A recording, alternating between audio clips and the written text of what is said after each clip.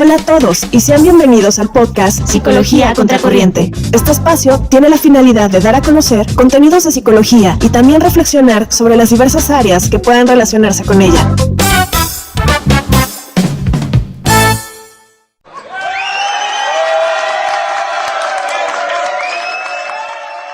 Bienvenidos a Psicología Contracorriente.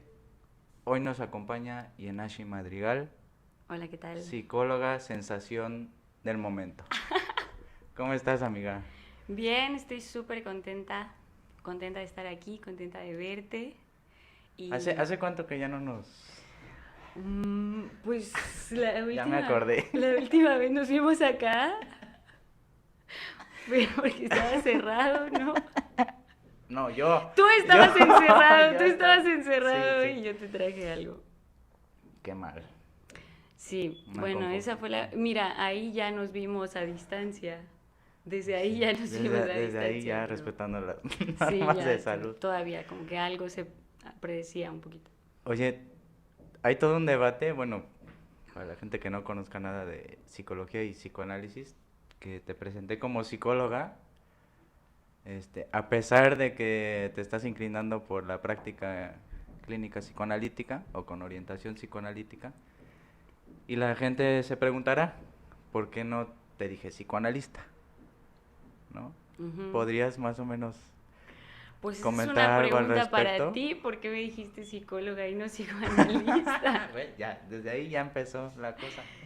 ¿Qué comento? Bueno, pues si bien yo soy psicóloga porque salí con un título en licenciatura en psicología, pues realmente yo no me dedico a la psicología, yo me dedico al psicoanálisis desde los 3 años antes de titularme, pues yo prácticamente ya leía todo, escribía todo en psicoanálisis.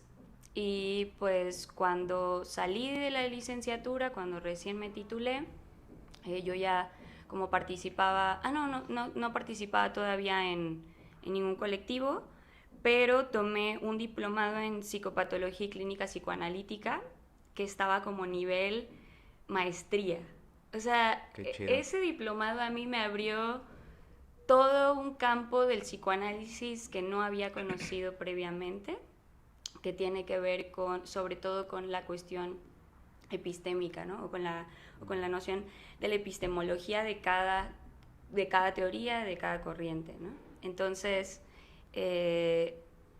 bueno, más allá como de contar la historia, creo que siempre me interesó más el psicoanálisis porque la psicología me parecía como bien chata, como muy superficial, como siempre manuales, protocolos, test, y entonces yo decía, bueno, pero ¿qué? Entonces todas las personas somos iguales, y entonces ya con un machote aquí tú ya puedes venir a decirme lo que tengo, lo que soy, Sí. y cómo debo de intervenir en cada caso, pues nunca me pareció, nunca me gustó. De hecho, cuando yo entré a la licenciatura estaba muy decepcionada. Me acuerdo.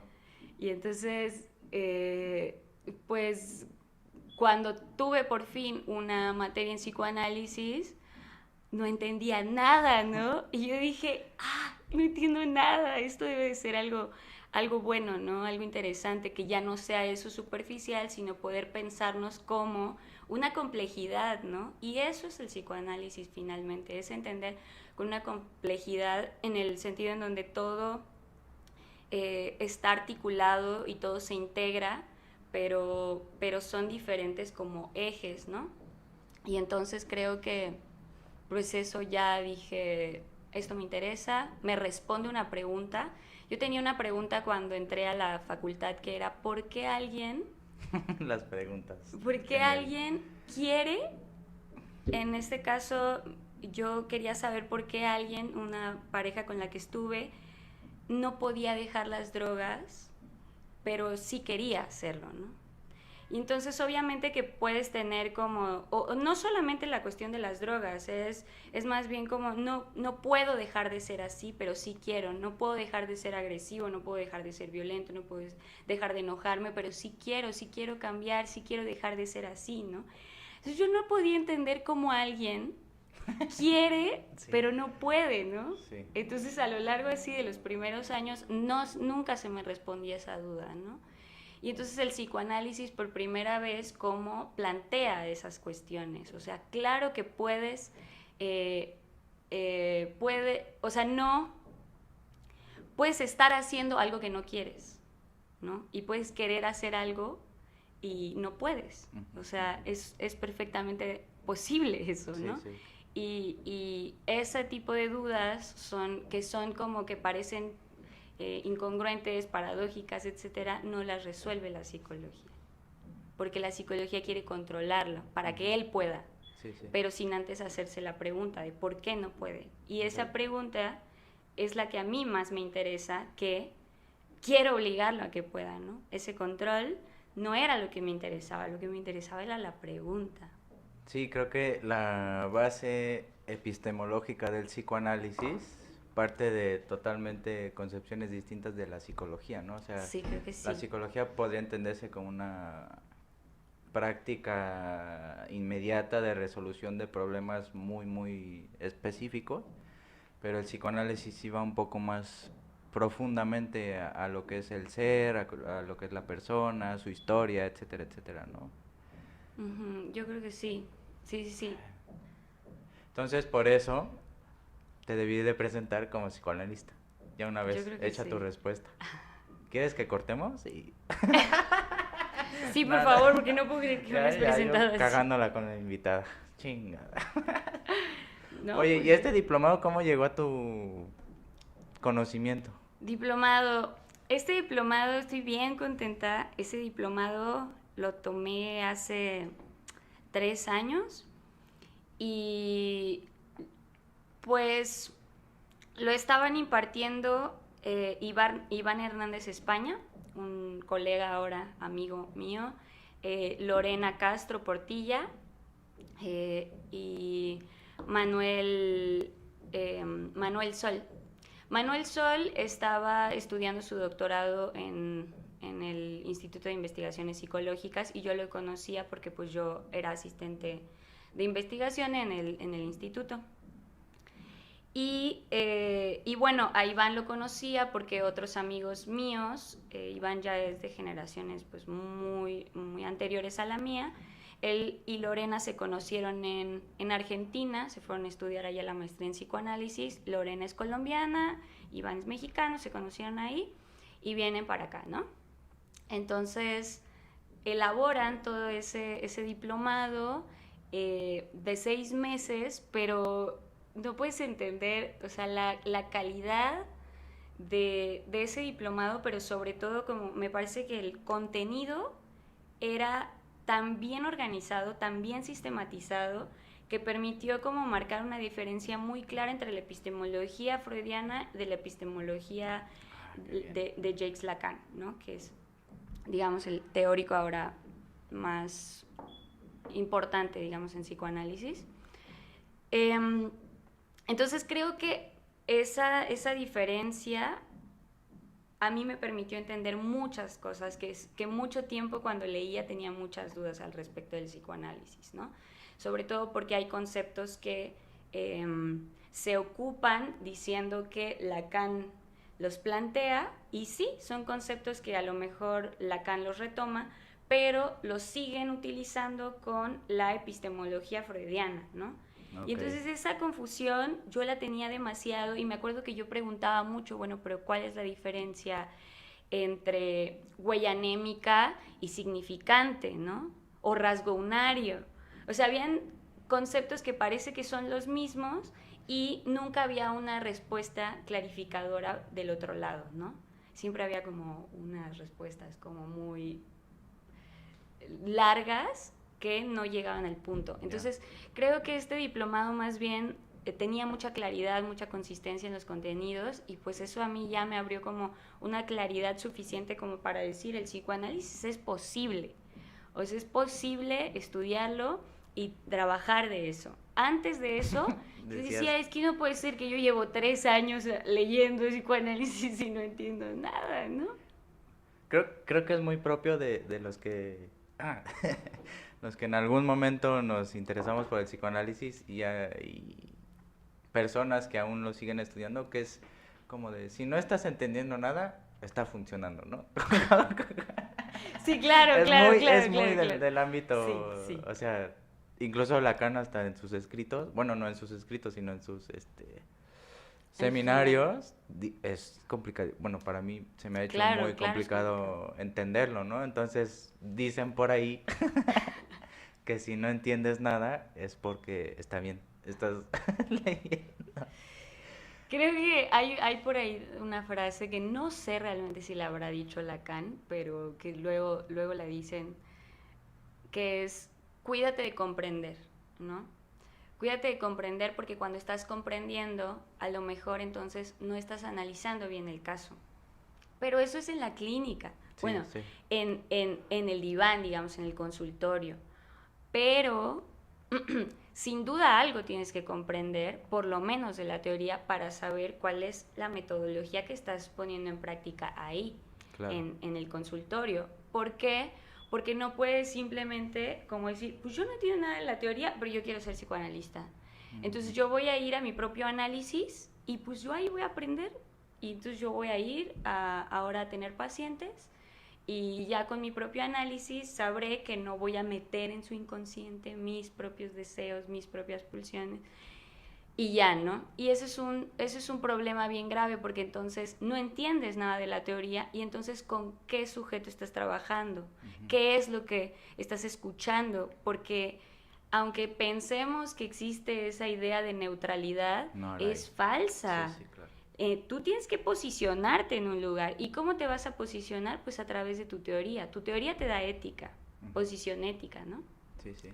Entonces, eso es lo que me parece que, por un lado, sí, cuídate de comprender en el sentido de que cuando dejas de preguntarle a un paciente, porque tú crees que entiendes cuando dice, me rompieron el corazón, ¿Qué? estás tú según comprendiendo, pero entonces estás comprendiendo lo que tú quieres comprender. No, Sí. no.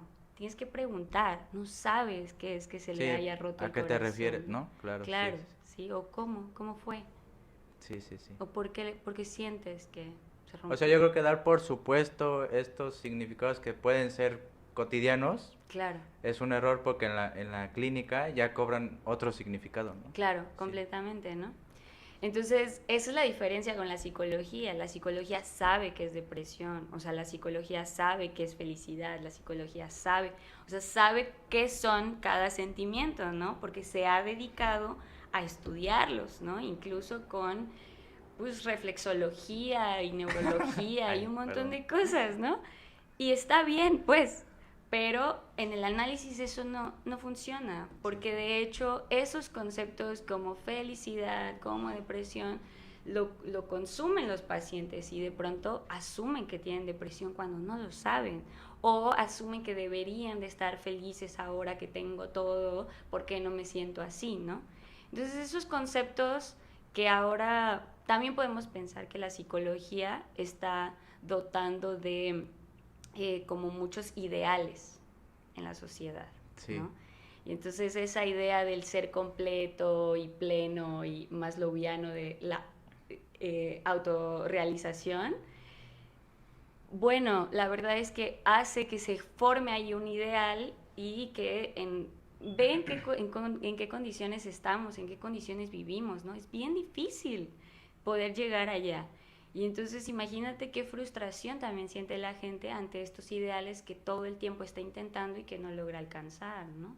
Si usted es fan de esas psicologías, por favor, no siga este programa, por favor. Porque me van a va odiar llorar. y yo no quiero. Sí, sí. Sí, no, o sea, ese Corte aquí. Corte. No continúe con la sesión. Todas estas psicologías que se dedican, pues ya sabemos a qué, ¿no? Como al coach, a guías espirituales, como de motivación, de entrena tus emociones, estas cosas le están haciendo mucho daño a la gente porque está ante una presión personal muy grande de tengo que ser exitoso y tengo que tener un podcast y tengo que tener ser 1500 likes, por cierto. en este video. Me pueden hacer muy feliz. Pleno y realizado. Y todas estas presiones son horribles a nivel personal, individual, incluso psíquico, ¿no? Entonces, yo creo que el psicoanálisis sí libera un poco esa parte de, por lo menos de analizar la propia posición del sujeto ante eso, ante esas problemáticas, ¿no? Sí. Yo creo que es... Sí, sí, sí. Yo creo que por lo menos habilitamos la pregunta, ¿por qué? ¿Por qué quiero eso? ¿Por qué estoy buscando eso, no? Y es una, aquí viene un poco el debate, ¿es una pregunta filosófica o más tiene que ver con la persona? O sea, es decir, la pregunta en sí es, ¿por qué estoy haciendo eso? ¿Por qué? ¿Por qué? ¿Por qué? ¿Por qué? Y esa es una pregunta filosófica, ¿no? Yo pienso que sí. O sea, ya el psicoanálisis ahí tendría como influencia, claro, de esa forma de indagar acerca del conocimiento en el sentido filosófico, pero también a nivel personal, ¿no? Entonces, Claro. eso me parece muy interesante, que nunca lo había pensado. Sí, yo creo que es que mucha de la... O sea, al contrario de lo que por lo regular se piensa, que, que, la, que el psicoanálisis está más apoyado de la literatura, em, pues no sé qué se piense.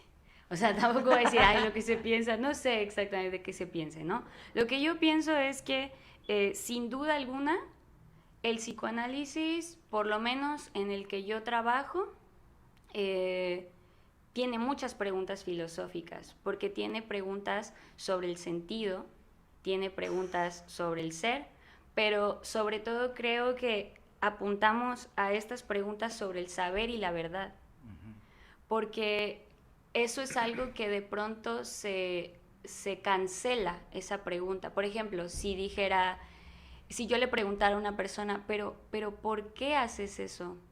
¿Por qué quieres tener ese último eslabón de reconocimiento, lo que sea? Me puede decir, ¿cómo que por qué? Pues porque así debe de ser, ¿no? Y entonces yo otra vez puedo volver a preguntar, ¿pero por qué debe ser? ¿En qué momento tú piensas que debe ser de ese modo, ¿no? Y entonces luego ya, bueno, permites que vuelva a su historia a pensar en qué momento o en dónde, en quiénes se encarnó esa idea del deber ser de un ideal, ¿no? Que no propiamente te lo dicen tus papás muchas veces o tu mamá, sino que se va como absorbiendo, como introyectando en lo que ya pulula en la sociedad y entonces vamos pensando que así debe de ser. No es que exactamente te orillen, te obliguen, te sometan, etcétera, sino que se van teniendo estas nociones. Entonces, por un momento, pues se pregunta por esa verdad, ¿no? Y yo creo que estas preguntas sobre el saber y la verdad, sin duda son preguntas filosóficas que en cierto momento se cancelan pensando que la verdad solo la tiene la ciencia y que entonces la persona no tiene verdad. La psicología le va a decir cuál es la verdad, sí, ¿no? A partir de sus conceptos y a partir de su meta a llegar, ¿no? Y entonces se cancela la pregunta por la verdad porque la psicología ya la tiene. Y entonces no permites que entonces este sujeto o que en esta idea de sujeto se construya o se habilite esa verdad, una verdad que está ahí, pero que siempre se piensa que alguien más la tiene, ¿no? En este caso la psicología, o que yo la tengo. Obviamente van a pensar, si yo voy con ella, me va a decir va a solucionar qué es vida. lo que tengo que hacer, o qué es lo que tengo, o por qué me siento así. Entonces ese tipo de preguntas yo no las puedo responder porque yo no lo sé. Entonces yo pregunto para saber, y en esa pregunta por el saber descubrimos que no sabe que lo sabe, ¿no? Pero algo sabe. Entonces, si algo sabe de ello, hay que hablarlo, ¿no? De eso que sabe. Y sobre ese saber se va a ir dando, yo creo que el proceso psicoterapéutico, ¿no? Claro, O sea, claro. Yo creo que es el hilo conductor de la posible solución o sea, cura, ¿no? Entre comillas. Yo creo que es a partir de ahí, ¿no? Yo creo que sí, que es habilitar esa pregunta por el saber y dejar que emerja una verdad que está ahí, ¿no? Que a lo mejor lastima, duele, etcétera, ¿no? Y poderla trabajar. Oye, Jen, te quería preguntar sobre cómo fue que te integraste a Pola. O sea, o sea, cuando vi tu currículum, que si bien yo ya te había visto como en charlas ahí ¿En realidad? ajá, en Realia, que supongo que es donde empezaste como a ejercitar esa parte. ¿Cómo te inscribiste a ese instituto, organización? Ujú. ¿Cómo fue el proceso de... Bueno, pues ¿Por qué? Apola es una sociedad de psicoanálisis dedicada a la investigación, ¿no? Actualmente pues es internacional, está en Brasil, en Bogotá, en Argentina obviamente, que allá comienza, aquí en México y en muchos otros países, ¿no? Italia y no sé qué otros. Órale. Em, Derivado del diplomado, Ujú. con ese grupo, pues de, digamos, de docentes y con este grupo de estudiantes, hicimos como una interacción, un clic intelectual muy fuerte. Y entonces decidimos como, ay, pues vamos a hacer otro grupo, pero pues ya no en una institución, mejor vamos a hacer un grupo de estudio. Entonces empezamos a trabajar un seminario que se dio, creo, no me acuerdo cuándo se dio, creo que fue en el 2015, un seminario de Martín Kirkiewicz Ay. y, ay, no me acuerdo cómo se llama este filósofo que por cierto falleció hace un par de años. Entonces, bueno, empezamos a estudiar ese seminario que se llamaba Filosofía, Ciencia y Psicoanálisis y a estudiar textos, ¿no? Para ir como acompañando con esos seminarios y entonces estuvimos prácticamente otros 6 meses así. Y de ahí Iván y Lorena ya tenían la idea de poder pertenecer a esta sociedad, o más que pertenecer, porque ellos pertenecían a Apertura en ese tiempo, Apola, que es Apertura para otro Lacan, se llamaba Apertura, Sociedad Psicoanalítica. Ellos pertenecían a Apertura cuando estudiaban en Argentina. Entonces, cuando se vinieron acá, derivado de este grupo, como que dijeron, esta es una muy buena oportunidad para poder crear un grupo de investigación en psicoanálisis que sí tenga como estos fundamentos, como que se interese por la epistemología, diferenciación, etcétera, ¿no? Entonces, decimos, bueno, pues vamos, derivado de todos los grupos de estudio, porque hicimos muchos, dijimos, pues vamos a hacer una jornada y le llamamos una jornada de investigación en psicoanálisis y entonces presentamos nuestros trabajos de investigación. Pues yo creo que fueron como 300, no, a ver, espérate, no me acuerdo si estoy exagerando, pero fue en el auditorio de Humanidades, ese, el grandototote. Ajá, ajá. Y por lo menos la parte de en medio estaba casi llena, ¿no? O sea, sí fue mucha gente, iba, venía, etcétera, porque fue toda una mañana tarde. Pero bueno, lo que voy es que en ese momento, cuando ya dijimos, pues podemos presentar nuestras investigaciones, decidimos como ya nombrarle Apertura, ¿no? Apertura bueno, en ese momento era Apertura Sociedad Psicoanalítica, y entonces empezamos a trabajar en Realia haciendo presentaciones de nuestros avances de investigación y lo hacíamos a puertas abiertas. Para esto pues ya habíamos hablado también, o bueno, Iván y Lorena habían hablado también con Alfredo Eldenstein, que actualmente es el director de Apola. Y entonces, bueno, pues básicamente no fue algo como de, ay, yo quiero pertenecer y cómo lo voy a lograr, no. Simplemente que nunca paré de estudiarlo, nunca paré de investigar, ¿no? Y entonces, pues ya desde ahí como la organización o como el grupo que en donde mis intereses se encuentran, pues era ese, ¿no?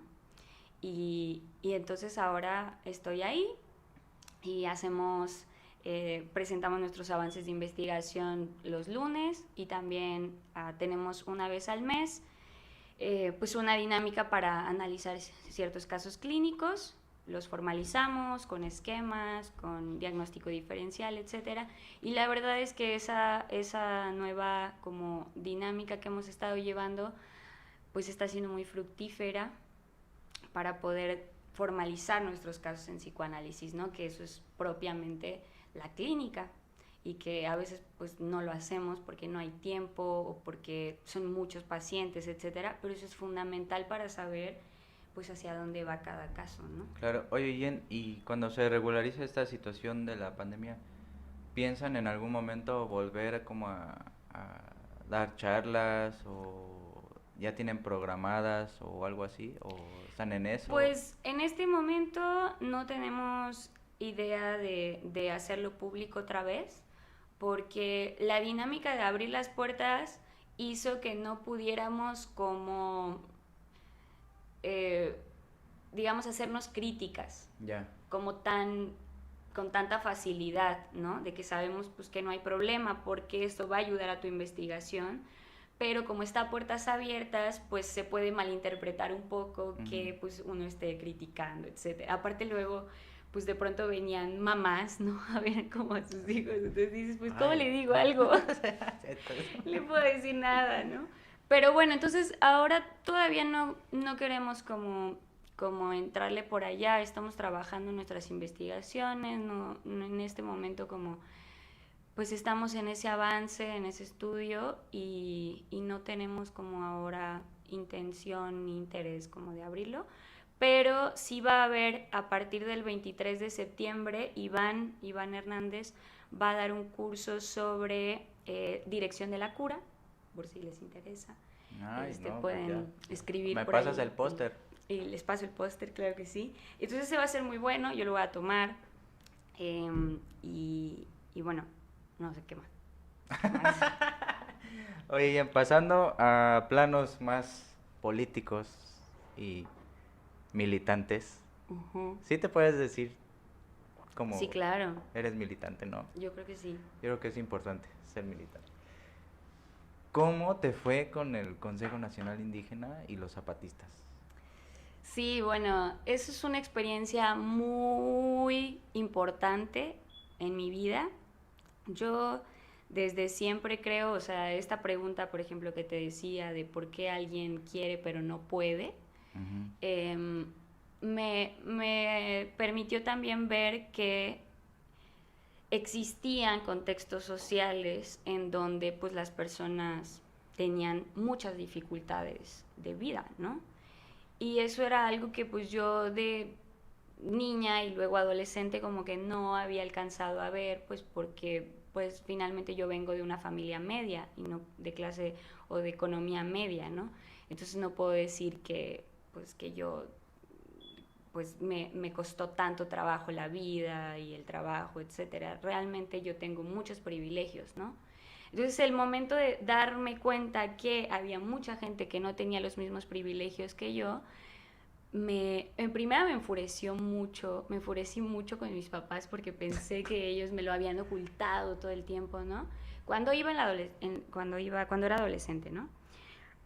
Pero después, ya estando en la facultad, tuve una clase con un querido amigo mío que se llama Guillermo, que es un titiritero excelente.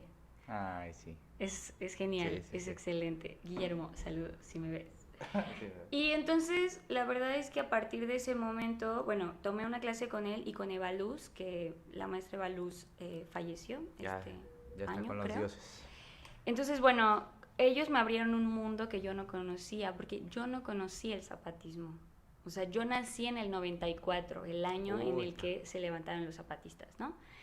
Entonces, yo no lo conocía, yo no conocía nada del zapatismo, y entonces ella empezaron a abrirme ese nuevo mundo, y también fue una revelación para mí. Así como el psicoanálisis, el zapatismo fue una revelación para mí respecto a que efectivamente otros mundos son posibles, ¿no? Y que tenemos que hacer esos otros mundos posibles. Entonces, pues ya empecé a cuestionar como toda esta parte de, bueno, el sistema, el capitalismo, el neoliberalismo, todas estas prácticas de saqueo, de extractivismo, pues todo lo que tiene que ver finalmente con que el capital sea lo que se coloca en el centro, y todo lo demás que es vida, como la vida humana o la vida de las especies o de la flora, no interesa, ¿no? No interesa.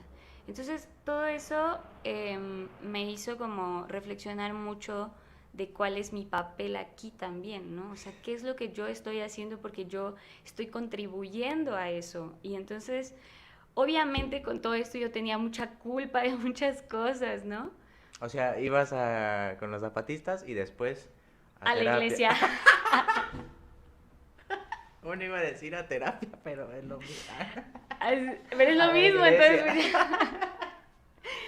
No, y entonces, no, la verdad es que antes de poder acercarme a decir, bueno, yo quiero formarme en principios zapatistas, antes de eso, no pensaba ni acercarme, o sea, siempre pensé como, no puedo, porque yo vivo esta vida, o sea, está mal, y entonces yo con qué cara voy a venir ahora a decir que yo quiero pertenecer o quiero seguir los principios zapatistas, ¿no? Entonces, no, más bien en algún punto yo continué como en diferentes movimientos sociales que fueron quizás coyunturales, movimiento estudiantil o con familiares desaparecidos, etcétera, pero hasta que terminé la carrera fue que tuve tiempo también para involucrarme más, y entonces comencé a ir a asambleas en donde se estaba discutiendo todavía esta posibilidad de lanzar a Marichuy como candidata independiente para la presidencia de México. Yo firmé. Tú me firmaste, claro. Y entonces estuve muy involucrada en eso, pero porque para mí era como todo un análisis estructural y político muy bueno, y sobre todo porque pensaba que esa era una estrategia en donde, por supuesto que Marichuy no quería llegar al poder, por supuesto que no queríamos que Marichuy llegara al poder, porque llegar al poder otra vez es querer entonces imponer de arriba hacia abajo, ¿no? Y uno de los principios zapatistas es bajar y no subir. O sea, yo no quiero ir a ese poder porque después voy a tener que imponer, porque es condición del sistema, o sea, a eso te obliga, ¿no? Entonces, bueno, ¿cómo me ha ido respecto a eso después de todo? Creo que me ha llevado al punto donde estoy ahora, ¿no? No puedo fingir que soy zapatista. Puedo decir, sigo los principios zapatistas o concuerdo con los principios zapatistas, pero yo no tengo la misma historia y yo no tengo las mismas condiciones. Yo no vivo, por ejemplo, en la sierra, yo no vivo en comunidades autónomas, yo vivo en una ciudad, ¿no? Y entonces eso hace que no cuadre que tú quieras tener esa vida, pero que no te atrevas a irte al campo, ¿no? Y yo no quería irme al campo. Entonces tuve muchas discusiones respecto a eso, pero yo me di cuenta que a lo mejor eso que yo puedo ofrecer, que yo puedo dar, es quizás esta parte de la producción de pensamientos que logren hacer que más personas como yo, que vivimos en esta clase media, que creemos entonces que todo está muy bien y que todo está súper chido porque a mí nada me afecta y que porque si algo pasa, bueno, pues tengo una familia que me puede ayudar, etcétera, cosa que no viven todas las personas. Entonces a mí me toca, yo pienso, poder ofrecer como esta nueva lectura de que este tipo de vida que vivimos está afectando la vida de todas las personas a corto y a largo y a largo plazo, ¿no? Entonces, ahora que estoy con este proyecto de Hipérica, Hipérica es algo muy chingón porque... Ay, Yenashi, por favor, no digas Porque palabras. viene muy chingoncísimo. Porque viene de una colectiva que finalmente surge de una convocatoria que hacen las zapatistas, las mujeres zapatistas, que se llamó Mujeres que Luchan, ¿no? En este encuentro de Mujeres que Luchan, pues literalmente fue un encuentro en comunidad zapatista, donde fueron pues más de creo que casi llegáramos a 2,000 personas, 2,000 mujeres, solo mujeres. Nunca había tenido esa experiencia, ¿no? De pues estar en una sierra Wow. solo de mujeres. Es algo muy extraño. Impresionante. Muy, muy impactante, ¿no? Entonces, bueno, derivado de eso, en el segundo encuentro las mujeres zapatistas decían, bueno, ¿cómo le vamos a hacer? ¿Cómo le vamos a hacer para que logremos seguir con vida las mujeres? ¿Y cómo le vamos a hacer para que en ese intento de seguir con vida sea a través de prácticas anticapitalistas, antipatriarcales, no violentas, etcétera, ¿no? Que es bien complejo. Entonces, dentro de esas preguntas, creamos esta colectiva para pensar en esas nuevas formas, ¿no?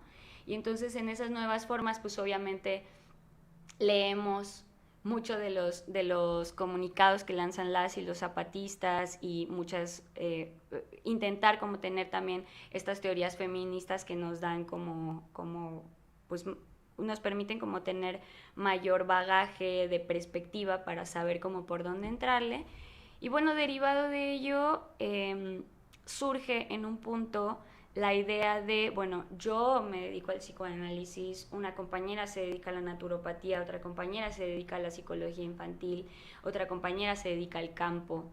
Entonces, ¿por qué razón no juntamos todo eso? Claro. Y entonces empezamos a tener autonomía en ese sentido, ¿no? Y que al final esa autonomía logre ofrecer o como permitir en otro nivel a otras personas acceder a esta cuestión de la salud que es tan fundamental, ¿no? Y pensar la salud no solo como, bueno, pues yo estoy yendo con la psicoanalista y ya. Con Yenashi, no, ya me saco de la depresión, ya estoy bien. Y claro, o sea, ¿qué es lo que comemos, no? ¿Qué es lo que comemos? Y también, pues, ¿qué tipo de trabajos tenemos? Trabajos explotados, donde justamente no tienes tiempo ni para dormir, ni para comer, o para estar con tu familia, o para tener tiempo de ocio. Sí. O sea, ya la sociedad del cansancio, ¿no? Cómo nos estamos autoexplotando ya. Y obviamente eso es una reflexión que yo tuve también de mi propia vida, ¿no? Y luego me di cuenta es que yo no quiero pertenecer a ninguna institución, yo no quiero trabajar para alguien que no sea para la gente, ¿no? Yo no quiero tener que rendirle cuentas a nadie que sea para sumar más cosas a una estadística o para tener una checklist de cosas, ¿no? Sino realmente lo que hago, en qué va a contribuir. Entonces creo que Hipérica se hace muchas preguntas en torno personales, ¿no? Pero también en torno a lo que estamos construyendo en la sociedad. Entonces de pronto ahora que ya estamos en Hipérica y que es una casa muy bonita, sí, está bien chido. Y entonces muchas mujeres han llegado, ¿no? Por las diferentes actividades que hacemos. Ah, sí, ya llegado. Bueno, pues, por ejemplo, una de esas actividades son las bicientregas, o sea, no es un taller ni nada, pero son las bicientregas. Entonces, bicientregas son puras mujeres que reparten o distribuyen, o bueno, entregan más bien, pero principalmente sí, productos. Distribuyen es como un término muy, sí, muy no, capitalista. No, más bien entregan. Entregan, sí. Pues productos que sean también derivados de esta idea anticapitalista, ¿no? O sea, productos ecológicos, productos hechos productos artesanales, hechos a mano, o de tiendas comunitarias, o de tiendas agroecológicas, orgánicos, etcétera, y esas cosas, ¿no? Principalmente eso, o de trueques, o de bazares, o de intercambios, ¿no? O sea, chido. cosas en donde no van a ir a comprar a Chedraui para entonces repartir una despensa, porque consideramos que de hecho esa despensa de Chedraui aporta, o sea, no aporta los nutrientes que podría ser otra despensa, ¿no? Sí, de sí, otra claro. colectiva. Por ejemplo, pienso ahora en Gira, ¿no? Que ellos tienen diferentes productores y nada más ayudan en la logística para que tú puedas comprar todas las verduras, semillas o frutas que tú quieras, ¿no? Entonces, bueno, básicamente, o sea, no expliqué qué es Hipérica, pero te lo explico desde mi experiencia, que la idea es abrir ese espacio en donde pueda integrar también con talleres, con otro tipo de actividades y con los servicios, digamos, individuales que ofrecemos, pues a construir nuevas formas de vida alternativa, una vida anticapitalista o lo más posible, ¿no? Porque también yo uso un coche, ¿no? O sea, yo no voy a decir que soy súper anticapitalista, pero sí creo que dentro de esta idea puedo estar construyendo prácticas anticapitalistas en el sentido de no explotar, o sea, no explotar la tierra, no explotar los recursos, no explotar nada de eso y no explotar a las personas, ¿no? No explotarme a mí, y considerar que la vida es más importante que otra cosa, ¿no? Y la vida no es solo la vida humana. Claro. Y entonces en ese sentido, como o pensar o tener esta guía del anticapitalismo o del antipatriarcado o del antirracismo también, como son guías, ¿no? No lo podemos desarrollar por completo aún porque no tenemos una comunidad todavía, Sí, ¿no? claro. Y no podemos, y todavía no tenemos como un espacio, una tierra.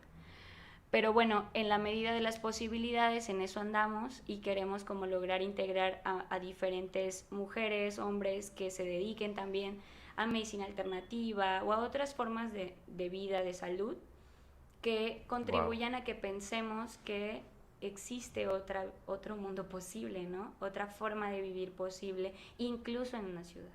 Sí, es como o sea, quizás no sea la mejor categoría, pero como un submundo dentro de un mundo, ¿no? O sea, como una parcela en la que puedes ejercitar todas estas cuestiones, digamos, prácticas o praxis, como sea, que sí generen un poco de conciencia, ya no digamos social, sino política, incluso personal, con estas nuevas prácticas que están haciendo. Y te quería preguntar, y me llevaste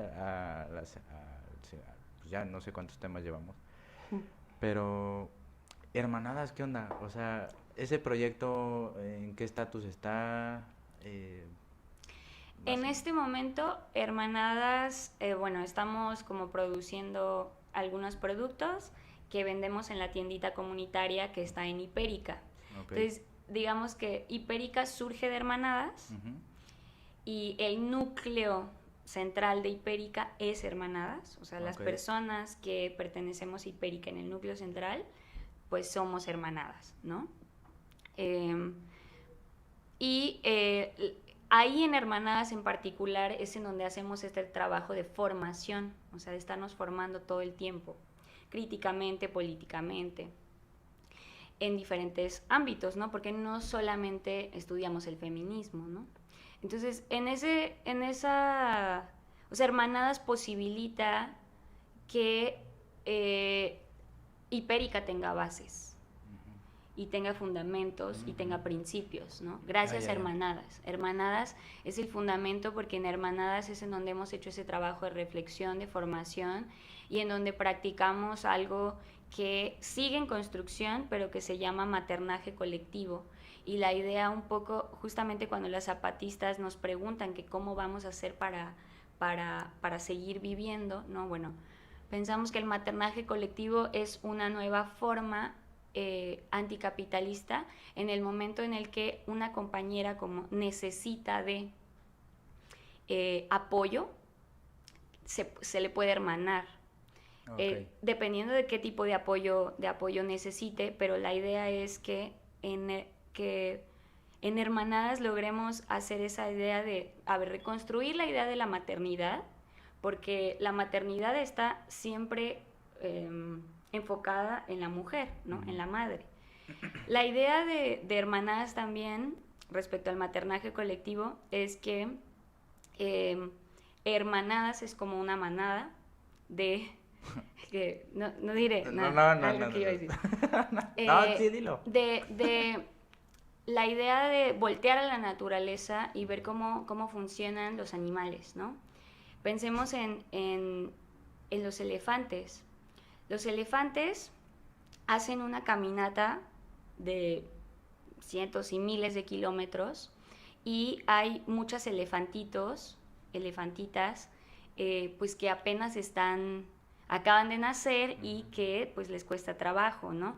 Entonces las elefantas van caminando siempre al paso del que va atrás, que son los chiquitos. Eso quiere decir que nunca dejas a nadie atrás, porque tú vas al paso del último. Okay. Entonces todos vamos parejos. Sí, claro. Eso es algo muy bonito de pensar también porque en las elefantas todas cuidan a los chiquitos. Entonces no hay una maternidad entonces dirigida, obligada y única, ¿no? O sea, en el sentido de que solo una persona lo ejerce, sí, claro. Individual, sino que es compartida para decir, estas infancias que vienen son de todas las personas. Y entonces cada vez que queremos segregar a que los niños no puedan ir a una obra de teatro, no puedan ir al cine, no puedan ir a un evento de música porque ahí van a llorar, bueno, esa es la infancia que quieres producir, una infancia ignorante o una infancia castigada, o qué es lo que queremos, excluida, qué es lo que queremos decir que está mal ser infante, porque gritas, porque lloras, porque ríes, porque te emocionas. Entonces creo que maternaje colectivo ayuda a deconstruir muchos de este tipo de temas, pero sobre todo de prácticas de relacionarnos, ¿no? Y de mirarnos. Entonces, está muy bonito llamarle así, es muy como, es mejor vivirlo, ¿no? Y la idea es que a través de eso, pues, pensamos que cualquier mujer que tenga una situación de dificultad pueda ser maternada, ¿no? Y que en ese maternaje sabemos que es un lugar seguro y que ahí hay posibilidad de construcción de una vida diferente. Ahora, ¿cómo le dices a una mujer que depende de su esposo, que tiene 3 hijos o que tiene 2 y que ha sido maltratada, etcétera, etcétera, y que ponle tú que por azares logra venir a una consulta o nos escribe y nos dice lo que le está pasando? ¿Cómo le dices? Déjalo.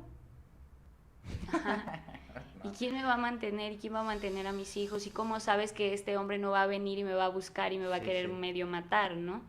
Entonces creo que antes de decir qué es lo que debes de hacer, queremos vivir o construir esas alternativas para que teniendo esa construcción... Antes pasaba mucho que teníamos un cineclub, que por cierto lo vamos a abrir el 15 de septiembre.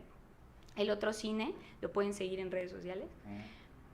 Teníamos este cineclub que hacíamos un cine debate, entonces todo el tiempo poníamos temas, películas y al final debatíamos los temas, ¿no? Con el público. Y era algo muy interesante, pero hasta cierto momento todo el tiempo me empezaron a decir como de, bueno, pero entonces, ¿ustedes qué hacen? ¿Cómo puedo integrarme? ¿Dónde puedo integrarme? Y la verdad es que al final no teníamos nada construido para poder integrar a la gente. Entonces, si no produces, no puedes pertenecer a la tiendita que teníamos, que es la tiendita La Cigarra. Entonces, ¿qué haces? Entonces, bueno, creo que, la tiendita todavía sigue, aunque yo ya no participo ahí, ¿no? Creo que la idea es no solo hablar, no solo leer, no solo formarse, sino cómo comenzamos a construir formas de vida alternativas a esa hegemónica, a esa impuesta que todo el tiempo somete, oprime, impone, etcétera, ¿no? Y esa construcción es algo difícil porque queremos llegar siempre a respuestas rápidas, claro, ¿no? Hermanadas lo que permite es hacer preguntas en lugar de querer llegar a respuestas rápidas. Y entonces en este constante, ahora sí que como dirían las y los zapatistas, caminar preguntando. No sabemos todo y necesitamos de ese intercambio con las otras personas, con las otras experiencias, con las otras organizaciones, pues que permitan construir esa nueva idea o noción o ya práctica de vida alternativa, ¿no? Yo creo que la pregunta viene como a irrumpir un poco el tránsito bestial que tenemos diariamente, ¿no? O sea, la pregunta viene como a detener un poco nuestra cotidianidad y te hace repensar un poco qué onda, ¿no? O sea, con la simple pregunta, o sea, la pregunta irrumpe, ¿no? Claro. Y hablando de preguntas, Yenashi, No me irrumpas. no me irrumpas la madre. Si no hubiera sido psicóloga o psicoanalista, ¿qué hubiera sido? ¡Wow! Es la sección de preguntas rápidas. Ah, Porque en este programa ya tenemos secciones. sección de preguntas rápidas. Ay, no. Siempre quise ser psicóloga. ¡Ay! No. Ya me acordé, en la primaria quería ser actriz. Mm. Y mi papá siempre dijo, hija, no, tú tienes mucha capacidad. O Tú sea, puedes como... ser otra cosa, ¿no? Porque obviamente cuando yo pensaba en ser actriz, pues que pensaba como solamente pues Televisa. telenovelas, etcétera, ¿no? Y mi papá, no, hija, tú tienes mucha capacidad, ¿no? No, no vayas al SEA. Entonces, no sé, la verdad. ¿Ven? La ¿qué irrumpí. sería? Ya ven cómo sí funciona. Actriz. Eso no sabía de ti. Creo que me gustaría ser artista más bien. Ah, ok. O sea, me hubiera gustado como... Siempre fui buena en música, fui buena en pintura, fui buena en dibujo, fui buena en diferentes cositas por ahí. También actué en el corto de una amiga, por cierto, que va a salir. Sí, ganó en Shorts Cuts México, como cortometrajes México, que se llama su corto Caín. Actué ahí, no tengo idea de cómo actué porque no he visto el corto, y entonces va a salir creo el 6 de septiembre en Cineteca Nacional, quienes estén en Ciudad de México. Entonces, bueno, a lo mejor algo relacionado con las artes, porque creo que eso a mí me ha ayudado mucho, como siempre que tengo pues mucho estrés o tristeza o drama, porque lo he tenido, ¿no?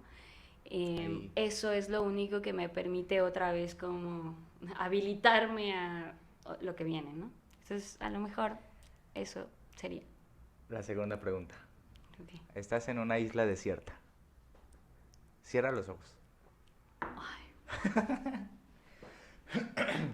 Y te damos la opción de tener a Lacan o a Juan Villoro. Juan Villoro, si estás viendo esto, por favor, escucha bien la respuesta. Ok. Una isla desierta, ¿eh? Sí. No se puede los dos, no seas golosa. ¿Qué? ¿Tengo que decidir entre los dos? Sí. ¿Por qué no me pusiste a mujeres? Bueno, elige mujer. Ok, la verdad es que me van a matar, me van a matar, pero yo creo que en lugar de Lacan elegiría a Juan Villoro. ¿Por qué? Principalmente porque Lacan es europeo Ok. y claro, o sea, su teoría logra aglutinar muchas otras teorías y campos disciplinares que, bueno, en la práctica clínica operan muy bien, funcionan muy bien, pero Juan Villoro conoce la historia de Latinoamérica, ¿no? Y creo que ahí hay como una identificación mucho más real que es mi aspiración europea, ¿no? Yo Sí, claro. nunca he tenido aspiración europea, es más, nunca he pensado en salir del país hacia arriba, siempre he pensado en salir del país hacia abajo, ¿no? Entonces, no elegiría a Lacan, absolutamente no. Aparte, me parece que es muy como despotado, egocéntrico en cierto modo. Y Juan Villoro, no sé cómo sea exactamente. No, pero se ve que es bueno, ¿no? Pero creo que ahí hay más posibilidad de crecer en términos de lo que podemos estar conociendo de nuestra propia historia. Pero creo que yo más bien elegiría a Rita Segato. Rita Segato. Yo creo que elegiría a Rita Segato, porque aparte me identifico mucho con ella, como que me parece que es una persona como que muy aguerrida, pero antes de ser aguerrida con toda la fuerza que tiene, siempre como encuentra a ver desde dónde estoy situada para poder tener esta percepción que ahora ocupo, y que ella todo el tiempo ha estado espejeando entre todos estos conocimientos europeos o súper intelectualizados que son muy importantes y que aportan mucho para el pensamiento, pero todo el tiempo está espejeando con todos los conocimientos de las comunidades, ¿no? Y entonces yo creo que ella hace un entrecruce muy fructífero que deja como ver que hay posibilidad de articulación en el momento en el que pensemos que una va sobre la otra, ¿no? Sino que podemos tomarle de aquí, pero sin olvidar que esos conocimientos europeos también pues han tenido mucha como historia de imposición y de colonialismo, sí, ¿no? Claro, o sea, sin olvidar que muchos de esos conceptos tienen esa historia, ¿no? Sí, sí. Entonces, bueno, Rita Segato. Rita Segato. ¿Qué te gustaría más? ¿Obtener una plaza en la universidad? No digamos cuál. Ajá. ¿O ser una artista reconocida? Pues no aspiro a una plaza, realmente te digo, no tengo, y tampoco creo aspirar como a ser la artista reconocida. Creo que no tengo ninguna de esas dos aspiraciones. Me importa el reconocimiento, sí es verdad, pero porque en ese reconocimiento yo encuentro, porque aparte no es de cualquier persona, ¿no?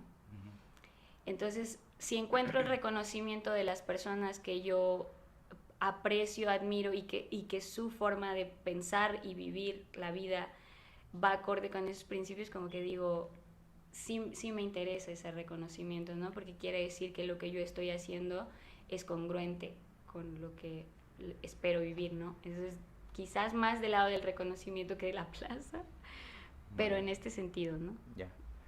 Dime lo primero que se te venga a la cabeza en una palabra, ¿ok?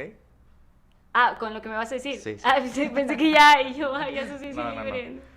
Psicoanálisis. Lacan. Puede ser. Mujeres. Amor. México.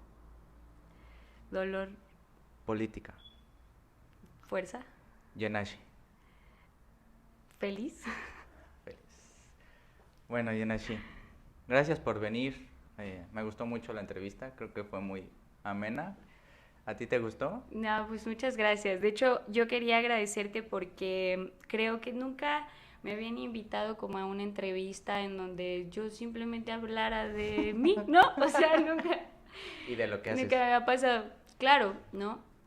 Pero también creo que eso es algo muy importante porque pues de pronto solo se habilitan espacios en donde tengamos que sacar como puros cuestiones como muy elaboradas de conocimientos, etcétera, y entonces se deja de lado como todo desde donde tú llegaste a ese conocimiento, ¿no? O sea, todo lo que habilitó y te hicieras ese tipo de preguntas o ese tipo de intereses, etcétera, ¿no? Y eso es lo que tú permites entender como en este espacio. Y yo también creo que para la gente que está como recién estudiando psicología, pues le permite también ver como, bueno, con quién me puedo identificar. Y la identificación es importante, sí, ¿no? Claro. Ayuda como a ver, guía, te motiva, etcétera. Pues muchas gracias por venir, Jen. Mi admiración no es tan grande como tu talento.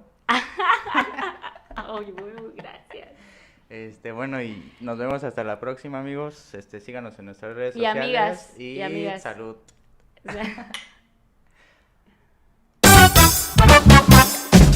Gracias por tu tiempo. Nos vemos la próxima semana con otra invitación especial. Esto fue Psicología a Contracorriente.